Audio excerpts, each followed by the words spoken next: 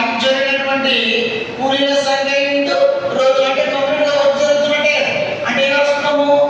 x minus 1 into x plus 1 by రెండో బ్యాచ్ x plus 1 into x plus 2 is equal to ఎంత శాతం ఉందంట? 5:6 అంటే 5/6 5/6. అప్పుడు x ప్లస్ 1 రెండు కూడా దేంట్లో ఉన్నాయి? రెండు మల్టిప్లికేషన్ లో ఉన్నాయి. ఏమిటి?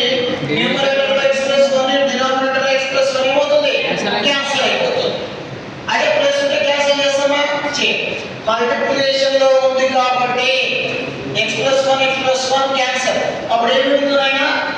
x minus 1 by x plus 2 is equal to 5.